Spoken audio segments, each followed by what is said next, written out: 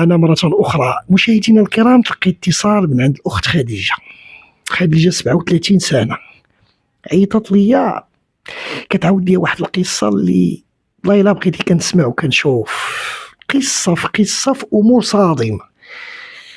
هي خدامة في الديور، جاتها واحد الفرصة غتمشي تخدم عند شي ناس بشكل مؤقت، ناس ميسوري الحال في واحد المنطقة كيقولها بوسكورة نواحي الدار البيضاء. سالات المهمة ديالها عطاوها 100 درهم. هذيك 100 درهم واش غتركب بها في الطاكسي ولا تعيش بها ولا كيفاش؟ حلل وناقش. هنا من الطبيعي غيطرح عندي أسئلة أخرى باش نفهم القصة أكثر. شكون هي خديجة؟ فين هما والديك؟ وهذيك هي صدمة العمر. تبعوا معايا. خديجة عاودي لي من الأول على هاد 100 درهم. السلام عليكم ورحمة الله أستاذ يوسف. هاد السيدة خدمت عندها في بوسكورة، عطاتني 100 درهم، قالت لي هادشي اللي كتستحقي. صافي انا حضرت راسي وخرج 100 درهم، يعني يلا باش غادي، لانه تما ديك المنطقه بزاف بعيده، صافي بعيده على هنايا فين ساكنه. صافي هذا ما كان، وتصرفت معايا بواحد التصرف اللي هو يا خايب. شنو خدمتي لها في ديك الدار؟ شنو درتي لها في الدار؟ قديت الامور اللي بتقاد، وداكشي اللي قالت لي راه قديتو ليها صافي. يعني باش نقربوا الرأي العام خصو يفهم، يعني صيقتي ولا صوبتي لها الفراش ولا شنو درتي لها؟ لا، جبت دجاج وجبت شي حاجات ديال هذا قديتهم ليها بليصوص ديالهم بالمسائل ديالهم. يعني الكوزيناج في الكوزينه مسحت، قديت، غسلت المواعن، يعني كاع داكشي كامل اللي انا جايه عليه راه انا درته. هنا غيطرح عندي سؤال. دابا من هاد 100 درهم كانت هي اللي خلاتني بقيت كنشوف. انت عندك 37 سنه، فين هما والديك؟ والديا مطلقين. ماما كاينه على برا في فرنسا في كان، والوالد ديالي كان مسؤول كبير في احد الابناك وفي بعض الشركات. وعايشين حياتهم. الوالد عايش حياته مع مرته، الوالده ديالي حتى هي عايشه حياتها مع راجلها، وانا بقيت ضحيه ديال كخادمه البيوت بحكم انه ما قريتش. هذا ما كان. دابا غنمشي انا وياك وحده صافي شويه علينا. دابا ماماك ولداتك انت، من بعد تلقات هي والاب ديالك، هي تزوجات مشات لفرنسا. فين في فرنسا؟ مشات لفرنسا، تزوجات في كان. تماما. عندها شي ولاد دابا تما هي؟ تماما، عندها 5 ديال الوليدات. وانت ما كتسولش عليك؟ لا، ما كتسولش عليا، لا هي لا بابا. العلاقه بينه وبين باك واش كان بيناتهم عقد ولا ما كاينش العقد؟ لا، كان بيناتهم العقد، وخلات عندي انا غير عام. وكبرت شويه. من عطاتك هي في ذاك العام؟ خلاتني ما بين جداواتي بجوج، وملي درت 10 سنين صيفطتني جداتي عند الوالد. ديك الساعات كان مدير في احد الابناك. ديك الساعات فاش كانت عندي 10 سنين تزوج بواحد السيده. مهم عشت واحد الظروف اللي هي خايبه. موراها تزوجت داك السيد ما لقيتش فيه الخير. ضحيت بشحال بكل شيء، يعني باش سميتو صدقت. ما كسبت لا عائله، لا ام، لا اب، لا هو، لا ولاد. ولادي شادهم ليا انا ديك الساعات، حيتاش انا يعني خارجه معطوبه في رجليا، ما عندي دار، ما عندي حتى شي حاجه فاش غادي نجيبهم. يعني الا جيت نجيب ولادي راه والديا وما حاضنينيش، والديا ولاتي واخا. وبقاي معايا دابا دخلنا موضوع ثاني. دابا الام ديالك مشات لبرا تزوجات، الاب ديالك تا هو تزوج، تا هو عنده وليدات. مزيان. انت تزوجتي، شحال ولتي تاع الوليدات؟ 2 وليدات. قلتي انا معطوبه. شنو وقع لك؟ كيفاش تعطوتي؟ طحتي ولا شنو وقع؟ لانه انا خرجت ديك الساعات من عنده، خارجه بالعكاكز. المهم خارجه برجليا معطوبه، دايره 2 عمليات. يعني انا ديك الساعات في ديك الظروف اللي انا كنت كنعيش فيها،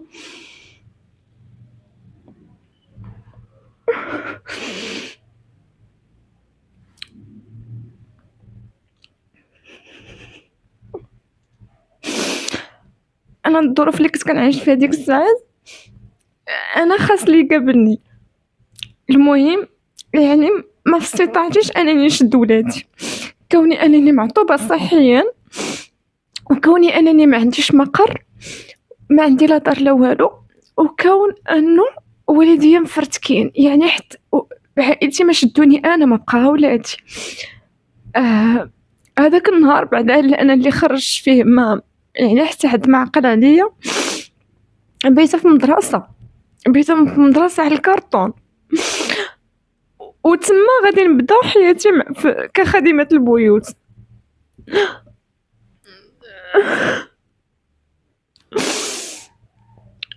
شوف شويه لك اختي، قولي لي شنو القصه عندك انت؟ راه الخيال عاف شويه عليك وعاودي.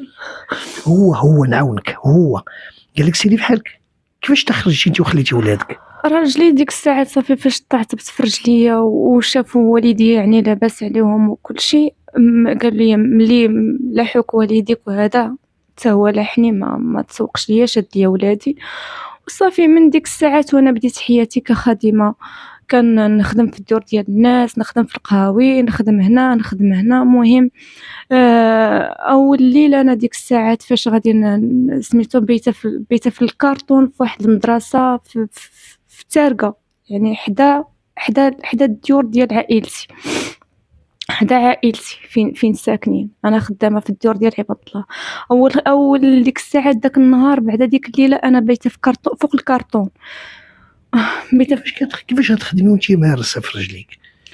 خدمت وانا مهرسه في رجليا، وخدمت وانا مهرسه في رجليا، وبز مني باش ما نبقاش في الزنقه. يعني انا ديك الساعه ديك الوقت كنت كنقول واخا تسترني، يعني 4 الحيوط يستروني ويعني نقعدوا هذا باش ما خدمت.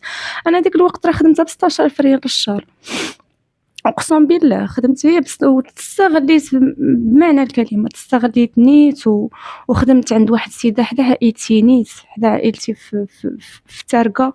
كنت خدمت ب 16 ريال، راه خدمت يعني مني كل شيء، لدرجه انه حتى في الويكاند ملي هذا ما كنتش كنشد من عندها الروبو، كنت جالسه معاها لانه ديك الساعات باقا ما كريش في دواريزيكي في مراكش.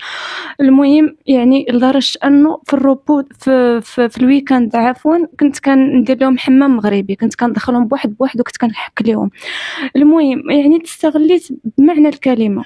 رجعوا لي، هو شنو من غير هذا السبب انت ديالك غادي تخرجي؟ انت فين غتمشي؟ ما عندك لا والدين، شكون اللي غيشدك؟ ولادك ملي قال لك خرجي فين كنتو ساكنين؟ كارين ولا في دار والديه؟ لا هو ساكن في دار والديه ديك الساعات. دابا راه كلشي ما بقى غير هو يعني وسميتو. المهم ديك الساعات كنا ساكنين في دار ديال والدي. في ولادك شحال عندهم من عام حاليا؟ في ديك الوقيته كان والدي عنده 5 سنين، بنتي عندها عام. ودوك الولاد ما كترجعيش تشوفيهم؟ كنمشيو، ما كيخلينيش نشوفهم، ما نعني منهم. انا والداهم من كرشي من رحمي ومن دمي ومن لحمي، ونتمنع منهم. انا اللي حملت بهم 9 شهور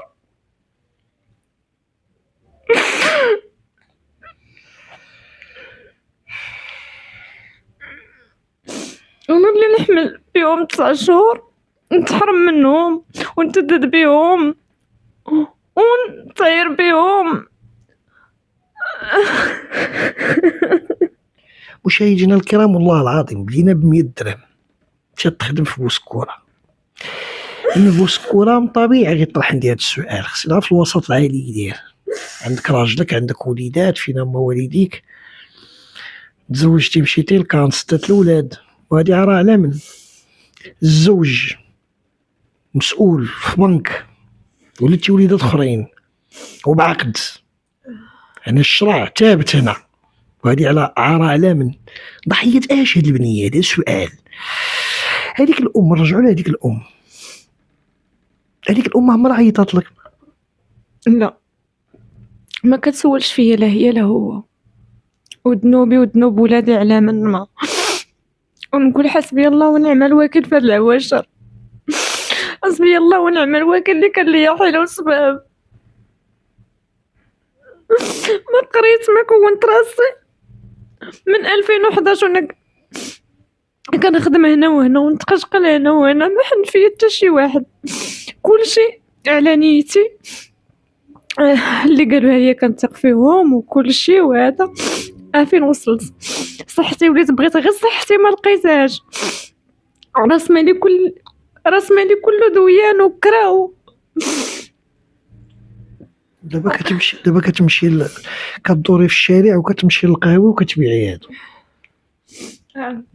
100 ريال ياك 5 دراهم ولا 5 دراهم باش كنبيع هادوك باش يلا نتكافى على نهاري.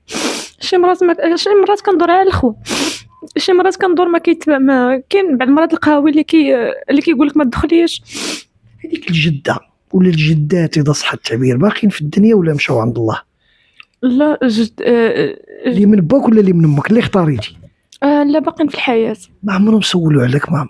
لا كيسول فيا حتى شي حد. انا كنقول الاولى والاخرى حسبي الله ونعم الوكيل. اللي كان ليا حيله وسباب.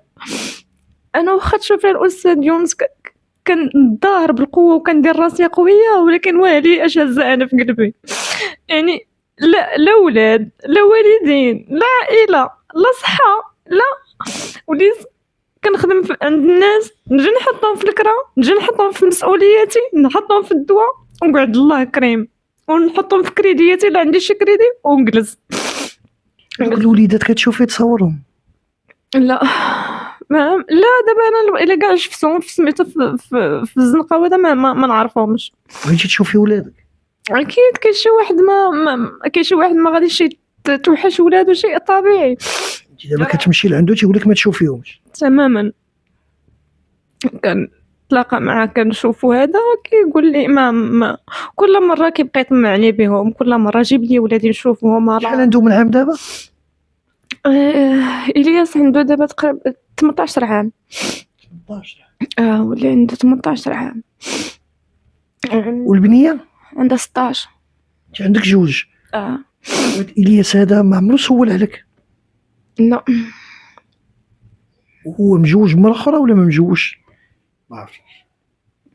لا ما عرفش. هو كان خطب كان جاتني اخبار انه كان خطب شي مره في كازا وهذا وما بغاوش ليه. يعني هما كانوا عارفين بلا راه ديجا كان مجوج وكان معدي على واحد المراه ديالو الاولى هي انا، ما بغاوش ليه. المهم دابا انت بغيتي تشوفي ولادك؟ اكيد. الله يسر لك يا ربي، الله يسر لك. مشاهدينا الكرام، هذه هي قصة خديجة بطريقة مختصرة. انطلقنا في القصة من 100 درهم اللي مشات تخدم بشكل مؤقت عند الناس، ضربوا بها تمارة هاد الدجاج هاد الروينة الكحلة. النساء يعلمون جيدا تعب ديال هاد المهمة الصعبة والشاقة، المآل ديالها في الأخير أو الجزاء ديالها إذا صح التعبير أو الأجر ديالها 100 درهم. حلل وناقش. من 100 درهم غنكتشفوا أمور أخرى. هاد البنية كارية بيت مع الجيران، مستورة وداخلة سوق راسها. من مورا مليعيات كتخرج كتبيع هادشي ب5 دراهم. الأم عايشة السعادة في كان فرنسا، والدة وليدات أخرين. الأب مسؤول في بنك، تزوجتي درتي وليدات، وخديجة عارها على من؟ هذا هو السؤال. خديجة وصلت ل 37 سنة، لا ولاد لا ولاد لا والدين، الكل عنده استقرار، كل شيء كاين في الدنيا. ما كاينش اللي كيبحث معاه على ريحة صلة الرحم. الريحة ديال صلة الرحم ما كتدورش هنا. هذا هو السؤال. هاد السيدة تعاني. مشاهدينا الكرام، غادي نتبعوا الملف ديالها. أرجوكم لوجه الله، أولا أنا غادي نمشي كلام قلتو مأكد منه. كتسالى 3 شهور ديال الكرا في هذاك البيت، في أي لحظة كتقول لي غادي يجريو عليا يلوحوني، وكطلب في واحد الراجل الله يجازيه بخير اللي هو متقدم في السن وفضل كيقول لها بنيتي أنا راه نعاون أنني نخلص الماء ونخلص الضوء وصابر معاه باش تخرج تبيع ب5 دراهم. مأساة. خديجة ضحية اش؟ الوالدين تخليتو عليها، الزوج موضوع النقاش. هذا الكلام كله اللي كنقول الان ما كنحكموش، كنحلوا الواقع بناء على التصريح ديالها. اذا كان العائله ديالها او الزوج معطيات اخرى فنحن راه الاشاره للتعقيب. ولكن يبقى السؤال، ما السيده علاش ما تشوفش وليداتها؟ وليدة الياس 18 سنه ما تشوفوش، وهي ام حاولت ما امكن كتجي عنده كيعطيها الاعذار الواهيه، بطريقة أو بأخرى من أجل أنه ما توصلش الهدف تشوف هذا الوليد؟ هذا سؤال. مشاهدينا الكرام، هذا الباب الأول. الباب الثاني، جمعية حقوقية. أرجوكم الاهتمام بقضية خديجة، ويبقى الجانب الثاني المغاربة في المغرب وخارج المغرب. عندي اليقين والله العظيم إلا بغى الله عز وجل، اليقين هو الإحساس وليس العلم. العلم كيعلم رب العالمين، الإحساس أنه المغاربة ما غاديش يدوزوها. سوف نضع رقم الهاتف ديال خديجة. أرجوكم كل من ساهم أو ساعد مع خديجة، وإحنا مقبلين على الشهر العظيم عند رب العالمين اللي هو رمضان، نساعدوا خديجة في الترفيه الراهنة. طاحت بقى لدابا مسكينه كتمشي، المشي ديالها غير سليم انطلاقا من الكسر اللي وقع عليها مده طويله، وتحاول بشتى الطرق انها تواكب الحياه رغم صعوبه الدنيا. ما كاينش اللي عاقل عليها. الام درت شي وليدات اخرين مع راجل اخر، الاب درت شي وليدات مع ام اخرى، وهي ضحيه قرار كلشي تخلى عليها. كيفاش غتعيش خديجة اللي كاريه مسكينه في هذا البيت ووضعها كيعلم بها الله عز وجل؟ قصه صعبه. سوف نضع رقم الهاتف ديالها. ارجوكم كل من ساهم او ساعد مع الاخت اجره محسوب مع رب العالمين. مشاهدينا الكرام، نحن نتتبع القضيه وسوف نوافيكم دائما بجديد، وسوف نحاول عن طريق جمعيات مختصه في هذا المجال أنه خديجة تشوف وليداتها، وهذا شيء أتمناه صراحة. مشاهدينا الكرام، التعليق المواطن. شكرا لكم.